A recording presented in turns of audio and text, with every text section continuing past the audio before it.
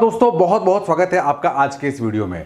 दोस्तों, आज का जो हमारा टॉपिक है वो बहुत बहुत ज़्यादा महत्वपूर्ण है, क्योंकि आपको जो मैं फिगर बताने वाला हूं उसके बाद आपकी आंखें खुल जाएगी। भारत में हर साल 75,000 लोग सिर्फ और सिर्फ कैंसर से मर जाते हैं। और आपको जानकर आश्चर्य होगा कि भारत में 20% पूरे विश्व के जितने भी कैंसर पेशेंट हैं उसके 20% से भारत में निवास करते हैं। और WHO की रिपोर्ट यह कहती है कि आने वाले 5 से 10 साल में यह आंकड़ा बहुत ज़्यादा होने वाला है। क्या कारण है कि भारत में कैंसर पेशेंट्स इतनी तेज़ी से बढ़ रहे हैं, कि नए नए कैंसर हॉस्पिटल्स खुल रहे हैं, और कहीं ये सारा कनेक्शन हमारी लाइफस्टाइल से तो नहीं। और सबसे बड़ी विडंबना, सबसे बड़ी प्रॉब्लम यह है कि हमें कैंसर की 3rd और 4th स्टेज यानी कि बाद की जो स्टेजेस का पता तब चलता है जब ऑलरेडी हम इतने बीमार हो चुके होते हैं। अब यहाँ पर एक बहुत जायज और एक वैलिड प्रश्न बनता है कि क्या कोई ऐसे तरीके हैं जिनसे हम कैंसर को बहुत इनिशियल स्टेज पे रिकॉग्नाइज कर सकें। जब कैंसर बनना शुरू हुआ, जब पहली बार प्रारंभिक लक्षण हमारे शरीर में आने शुरू हुए, क्या उन तरीकों से हम अपने कैंसर को बढ़ने से रोक सकते हैं? जी हाँ दोस्तों, आज के वीडियो में हम डिस्कस करने वाले हैं उन सभी तरीकों को जिनसे आप अपने शरीर में डेवलप होने वाले कैंसर को आप आइडेंटिफाई कर सकते हैं। मैं यहाँ पर एक डिस्क्लेमर देना चाहता हूँ कि आज की इस वीडियो में हम जो कुछ भी डिस्कस करने वाले हैं, ये सारे सिम्टम्स आपको दूसरी बीमारियों में भी नजर आते हैं। इसको ये वीडियो देखते आप ये ना सोच लें कि मुझे कैंसर है। मैं आपको सिर्फ जगाना चाहता हूं कि यदि ये सिम्टम्स आपको मिलते हैं तो एक संभावित कारण आपका कैंसर भी हो सकता है। इस वीडियो को बनाने का उद्देश्य ये कि आपकी आंखें खोलना, आप उस सिम्टम्स को नेग्लेक्ट ना करें, इतने हल्के में ना लें, ताकि आपके जीवन को बचाया जा सके। तो इस उद्देश्य के साथ इस वीडियो को बनाया गया है। आइए इस टॉपिक को समझना शुरू करते हैं। देखिए, जब भी किसी जीवन का प्रारंभ होता है तो एक छोटी सी सेल से होता है, जिसे हम जायगोट कहते हैं। बहुत कम वजन होता है, मतलब शून्य से जो हमारी जर्नी शुरू होती है। जब पहला दिन, जब गर्भावस्था होती है, जो पहले जो उसका वजन होगा वो 0 से शुरू होगा। धीरे धीरे 2 महीने निकल जाते हैं तो यहाँ पे आप देख सकते हैं भ्रूण बनना शुरू होता है, जिसे हम फीटस कहते हैं। करते करते करते करते करते 0 से जो जर्नी शुरू हुई थी वो 9 महीने 10 महीने तक ये बेबी जो बच्चा है वो इतना बड़ा हो जाता है और लगभग इसका 3 किलो वजन हो जाता है। आप सोच सकते हैं कि सिर्फ 9 से 10 महीने में एक बच्चा 3 किलो का हो जाता है। कितना बड़ा ट्रांसफॉर्मेशन है। मतलब आप देख सकते हैं कि कितना गुना हमारी सेल्स बड़ी हैं। जो सेल पहले सिर्फ एक थी, एक की 2 हुई, 2 की 4-5 हुई, करते करते करते करते करते पूरे अंग बनने शुरू हुए। और वो जो भ्रूण था हमारा, यहाँ से शुरुआत होते होते पैदा होते तक ये 3 किलो का होता है। और ये जर्नी यही नहीं रुकती। जब बच्चा 1 महीने का होता है तब इतना छोटा होता है, आप देख सकते हैं 2 महीने का, 3 महीने का, 6 महीने का होता और करीब 12 महीने में वो बच्चा चलना भी शुरू हो जाता है। यानी कि 12 महीने और 9 महीने करीब करीब 21 महीने, यानी 2 साल मान लेते हैं मोटा मोटा। 2 साल में एक बच्चे का वजन जो 0 था वो आज आप देख सकते हैं कि इसका वजन 4 या 5 किलो हो गया है। देखिए, सेल्स जो हैं हमारे शरीर के अंदर वो बहुत तेजी से बढ़ती हैं, लेकिन इन पूरे प्रोसेस में अब तक हम यहाँ से यहाँ तक पहुँचे हैं, इसमें हमारे शरीर का नियंत्रण था। हम चाहते थे कि इतनी सेल्स बने, हमारा शरीर चाहता था कि इस प्रकार से अंग बने, तो इसीलिए उस गति से सेल्स बनी और पूरा नियंत्रण था। लेकिन जरा सोचिए, एक ऐसी स्थिति जब हमारी जो बनने वाली सेल्स हैं वो कंट्रोल से बाहर हो जाए, यानी कि अनियंत्रित हो जाए, तो क्या होगा? जी हाँ दोस्तों, उसी चीज को हम कहते हैं कैंसर। कैंसर एक ऐसी अवस्था है जिसमें हमारा जो कंट्रोल है सेल्स के बनने का, 1 से 2, 2 से 4, 4 से 8, जो अब तक कंट्रोल था वो कंट्रोल खत्म हो गया है। उस सिचुएशन को हम कैंसर कहते हैं। एक छोटा सा कंपैरिजन में आपको बताता हूँ, एक नॉर्मल सेल और एक कैंसरस सेल में क्या डिफरेंस है। पहले हम नॉर्मल सेल की बात करते हैं। ये मान लीजिए हमारी मुंह की, हम गाल का एक छोटा सा सैंपल लेते हैं और उसको यदि हम स्लाइड में देखते हैं माइक्रोस्कोप में, तो एक नॉर्मल सेल में क्या क्या विशेषताएं आपको देखने को मिलेगी। पहली चीज तो ये नियंत्रण से बढ़ती है। 1 की 2, 2 की 4, हमारे शरीर का पूरा इस पर कंट्रोल होता है। दूसरी, कोशिकाओं को ये कभी खराब नहीं करती है।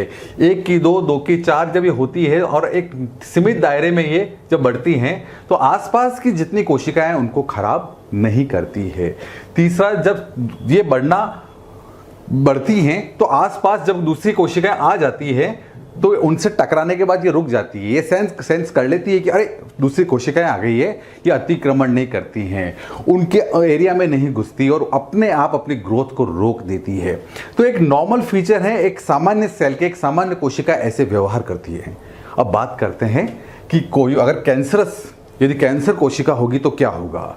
सबसे बड़ी बात, यह अनियंत्रित तरीके से बढ़ती है। 1 की 2, 2 की 4, 8, 12, 15, जितना आप देख सकते हैं ये मल्टीपल्स में बढ़ना शुरू होती है और इनका कोई नियंत्रण नहीं होता। दूसरी बात, ये दूसरी कोशिकाओं को, आसपास की कोशिकाओं को भी खराब करना शुरू कर देती है। अगर ये कोई कैंसर कोशिका है तो ये आसपास जितनी भी कोशिकाएं हैं उनको भी खराब इन्फेक्ट करना शुरू कर देती है। दूसरी बात, इनका जो पोषण है, इनका जो न्यूट्रिशन है वो कहाँ से मिलता है। देखिए ऑक्सीजन हमारे शरीर में जा रही है और जितना भी खाना पीना जाओ हमारे शरीर में जा रहा है, ये एक मास्क लगाकर चुपके से उस सारे पोषण को लेना शुरू करती है और अपनी ताकत बढ़ाना शुरू करती है। और 1 की 2, 2 की 4 और इस तरीके से बढ़ना शुरू होता है। वही खाद्य पदार्थ और वही सारी चीज़ें जो शरीर के लिए, एक हेल्दी सेल के लिए आती है, उनको ये लेना शुरू कर देती है और ख़ास तरीके से अपनी ताकत बढ़ाती है और दूसरी कोशिकाओं पर हमला करके उनकी जगह लेना शुरू करती है, अतिक्रमण करती है, उनको धक्का देकर और अपना स्थान बढ़ाना शुरू करती है और इतनी ज़्यादा डेंस और इतनी ज़्यादा पास बढ़ना शुरू करती है कि ये गांठ का रूप ले लेती है। आप देख सकते हैं ये जो स्ट्रक्चर बन रहा है गांठ जैसा, यहाँ पर एक नॉर्मल सेल जो थी वो इस तरीके से थी, आप देख सकते हैं, और यहाँ पर जो है वो इस तरीके से बढ़ना शुरू हो गई। इन पे कोई कंट्रोल नहीं है और इसी को हम गांठ या ट्यूमर भी कहते हैं। तो अक्सर आपने सुना होगा कि डॉक्टर ने गांठ निकाल दी, ट्यूमर को रिमूव कर दिया, यानी कि इस एरिया की जो सेल्स जो खराब हो चुकी हैं, जो आसपास की सेल्स, उनको सभी को सड़ा दिया है, खराब कर दिया है, कैंसर पैदा कर दिया है, तो उनको इस हिस्से को पूरा काट कर निकाला जाता है। इसी को हम ट्यूमर रिमूवल कहते हैं। और दूसरी बात, रोग प्रतिरोधक क्षमता पर सीधा सीधा हमला। हमारे शरीर में 2 तरह की सेल्स होती हैं, आपको बताया था मैंने एक वीडियो के अंदर कि red blood cells and white blood cells. हमारे शरीर के जो प्रहरी हैं, जो सैनिक हैं, जो किसी भी इन्फेक्शन या बीमारी को रोकते हैं, वो वाइट ब्लड सेल्स होती हैं। तो इन कैंसरस सेल का सीधा जो हमला है वो रोग प्रतिरोधक क्षमता पे होता है। हमारा इम्यून सिस्टम उनको समझ ही नहीं पाता और ये जितना भी सेल बढ़ रहा है आंखों के सामने, उन वाइट ब्लड सेल्स के सामने ये सब कुछ हो रहा है। देखिए शरीर में जो कैंसर आ रहा है वो बहुत तरीके से होता है। एक तो सबसे पहली चीज़ जो लाइफस्टाइल, आपको बहुत कुछ जानकारी होगी कि जितनी भी आप सब्जियां ले रहे हैं, फ्रूट्स ले रहे हैं, सारे जितने भी हैं वो केमिकल्स के थ्रू रहे हैं। फर्टिलाइज़र डाला जाता है उन सब्जियों को बड़ा करने के लिए, जल्दी से ज़्यादा उसकी खपत लेने के लिए उसको बहुत तरह के केमिकल डाले जा रहे हैं। बहुत सारे ऐसे इन्फेक्शन हैं जो शरीर में जाने के बाद उन सेल्स को बढ़ने में, इस तरीके से कैंसरस सेल्स ग्रोथ होने के में बहुत ज़्यादा उनको मदद करते हैं। दूसरा, ऐसे अल्ट्रावायलेट रेडिएशन है, ऐसे रेडियो एक्टिव मटीरियल है, ऐसे बहुत से मजदूर हैं जो ऐसी जगह पर काम करते हैं, ऐसी फैक्ट्रीज में काम करते हैं जहाँ रेडिएशन का एक्सपोजर है। तो ये सारी चीज़ें जब एक साथ मिलती है, इनमें से कोई भी कारण जब मिलता है तो इनका सीधा प्रभाव पड़ता है हमारी कोशिका पर।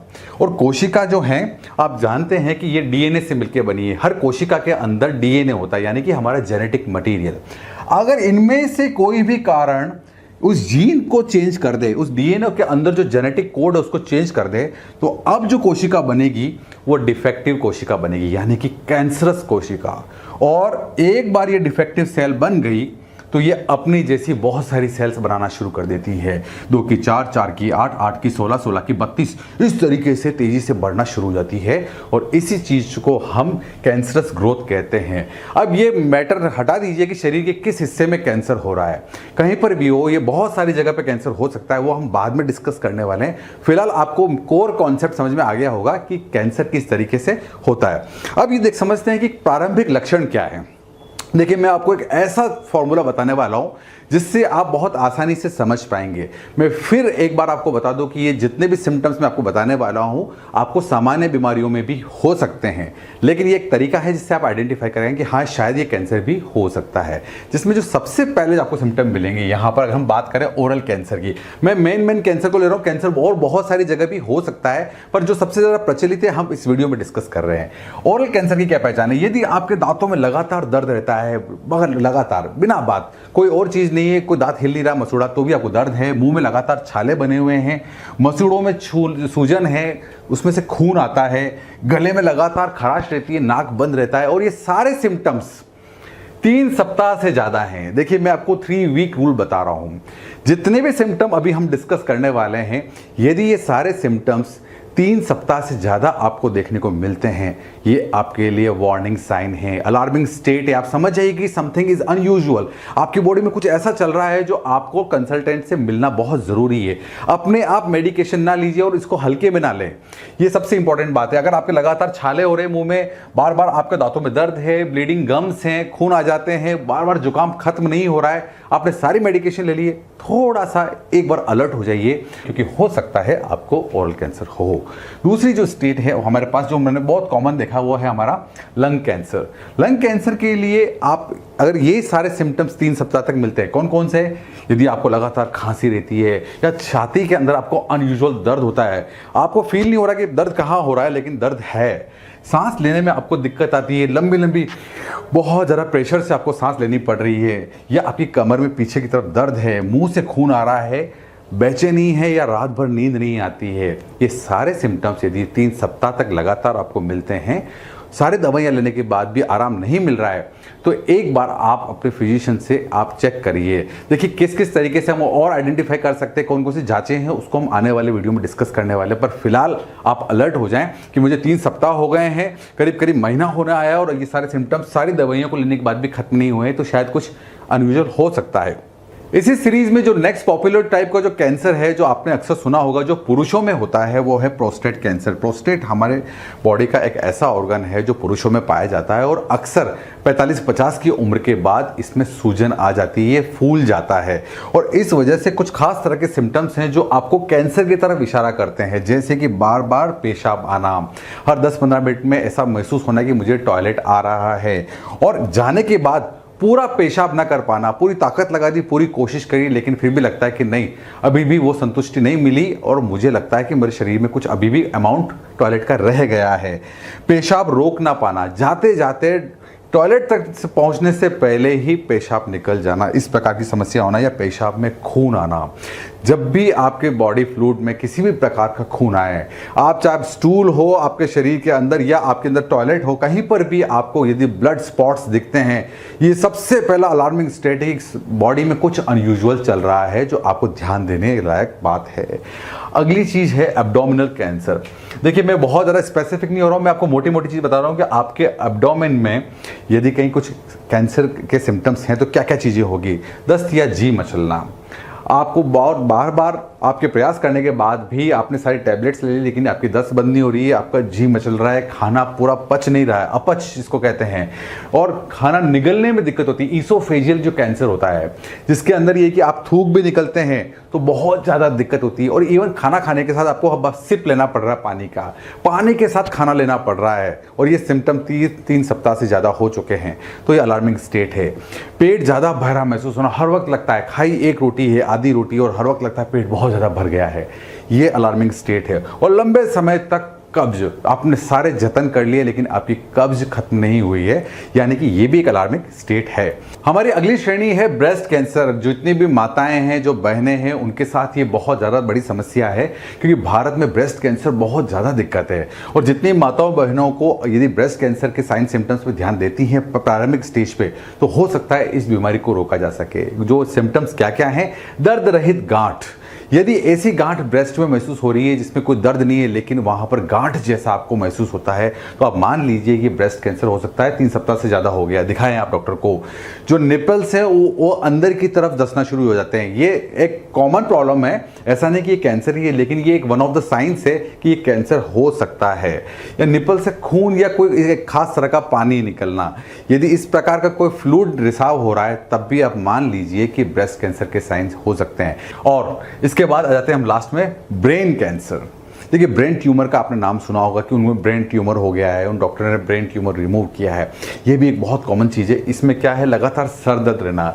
यदि सर दर्द बना रहता है, अब आप बोलेंगे सर दर्द तो हमें हमेशा रहता है, लेकिन अनयूजुअल तरीके से बहुत सारे मेडिसिन लेने के बाद आपने सारे चेकअप करा लिए हैं, तो आप मान लीजिए कि कुछ न कुछ समस्या आपके साथ हो सकती है। बिना वजह के उल्टी होना, चक्कर आना और जी मचलाना आपको लगातार बना हुआ है 3 सप्ताह से ज़्यादा, कुछ ना कुछ अलार्मिंग है आपके लिए। आप मान लीजिए आपकी बॉडी में कुछ है। अब बात करते हैं कि कैंसर से बचे कैसे हैं। देखिए, कुछ खास रेमेडी हैं और कुछ खास तरीके से उनसे आप इस चीज़ को अच्छे से कर सकते हैं। पहला तो आप अपनी स्मोकिंग को अवॉइड करें। जो सोशल मीडिया है चाहे प्रिंट मीडिया है, आपको हर जगह बहुत बड़े अच्छे से समझाया गया है कि प्लीज़ अपने टोबैको को, अपनी स्मोकिंग को बंद कर दीजिए।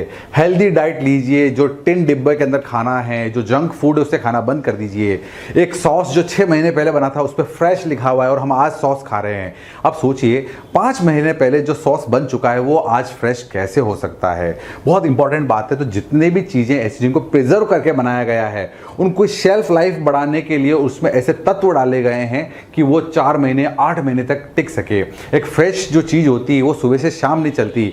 आप अपने घर पे कोई भी चीज़ रखिए 2 दिनों में खराब हो जाती है जो, क्योंकि वो फ्रेश है। लेकिन इस चीज़ को प्रोसेस करके 6 महीने तक जिंदा रखा जाता है, तो उसमें डाले जाते हैं बहुत सारे ऐसे हार्मफुल केमिकल्स जो आपके लिए ठीक नहीं है। आप अपने वेट को मॉनिटर करें। मोटापा बहुत सारी बीमारियों की जड़ है। आप अपने स्किन को पूरा प्रोटेक्ट करें। महिलाओं के अंदर आप सर्वाइकल कैंसर हो चाहे ब्रेस्ट कैंसर हो, ये सब इसलिए है क्योंकि बहुत सारे कॉस्मेटिक प्रोडक्ट जो हैं उसमें कार्सिनोजन यानी कि कैंसर पैदा करने वाले तत्व होते हैं। बहुत सारी फेशियल क्रीम्स हैं, लोशंस हैं, उन सब में ये सारे एलिमेंट्स आपको देखने को मिलेंगे। इनको आप अवॉइड करें। आप समय समय पर अपने आप को वैक्सीन लगवाएं, अपने आप इम्यूनाइज करें, जिससे आप में रोग प्रतिरोधक क्षमता बढ़ेगी। आप अपनी रूटीन लाइफ में कुछ ना कुछ एक्टिविटी को ऐड कर लीजिए। एक्सरसाइज करना जीवन का हिस्सा बना लीजिए। आप अल्कोहल कंजप्शन को प्लीज़ बंद कर दीजिए। शराब आपकी बहुत सारी बीमारियों की जड़ है। और अंतिम चीज़, प्लीज़ साल या 2 साल में अपनी पूरी बॉडी का चेकअप कराते रहिए। कब पता नहीं कौन सी बीमारी आपकी बॉडी में डेवलप हो रही हो। ये ना सोचे कि मैं अभी सिर्फ 25 का हूँ, 35 का हूँ, 45 का हूँ।